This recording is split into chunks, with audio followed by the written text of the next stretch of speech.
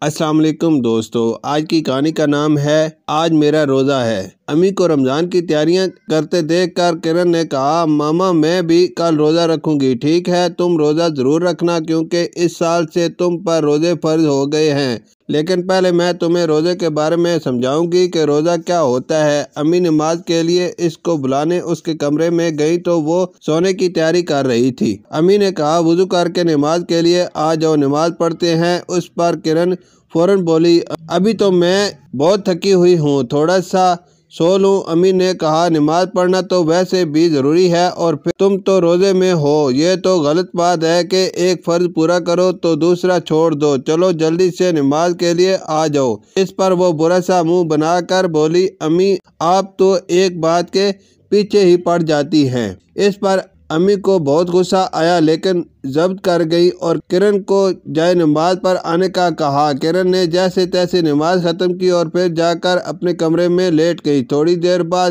ماسی کی بیٹی رابو ٹیسٹنگ کے لیے اس کے کمرے میں گئی۔ رابو کے زور سے دروازہ کھولنے پر کرن کی آنکھ کھل گئی اور اس نے غصے میں آ کر رابو کو مارا اور کہا، بدتمیز لڑکی، تمہیں پتہ نہیں کہ میرا روزہ ہے، میں آرام کر رہی ہوں، تم نے مجھے ڈسٹرب کر دیا۔ رابو روتی ہوئی باہر چلی گئی اور جا کر کرن کی ان سے شکایت کی تو انہوں نے آ کر کرن سے پوچھا کہ تم نے اسے کیوں مارا۔ کرن صاف مکر گئی، کہنے لگی، یہ جھوٹ بولتی ہے، میں نے تو اسے نہیں مارا۔ امی چپ ہو گئی۔ روزہ کھولنے میں تھوڑا ہی وقت باقی تھا۔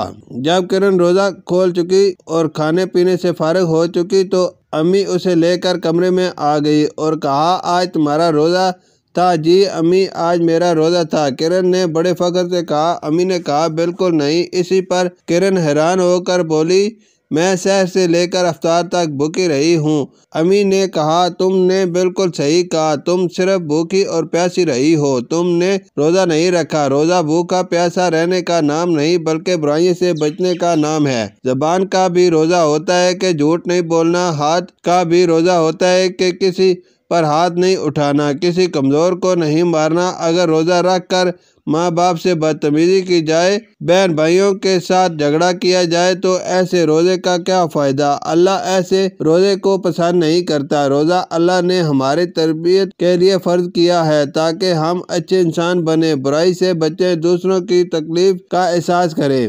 روزہ غصہ برداشت کرنے کا نام ہے۔ اب کرن کو سمجھ آ گیا تھا کہ روزے کا کیا مطلب ہوتا ہے۔ دوسرے دن اس نے روزہ رکھنے پر نماز ادا کی، کام کاج میں امی کا ہاتھ بٹایا۔ رابو آئی تو اس سے سوری کیا اور آمنہ سے بھی لڑائی نہیں کی۔ جب روزہ کھلا تو افطاری کے بعد کرن کو محسوس ہوا کہ جتنی خوشی اسے آج حاصل ہوئی ہے اس سے پہلے کبھی ایسی خوشی نہیں ملی تھی۔ شکریہ۔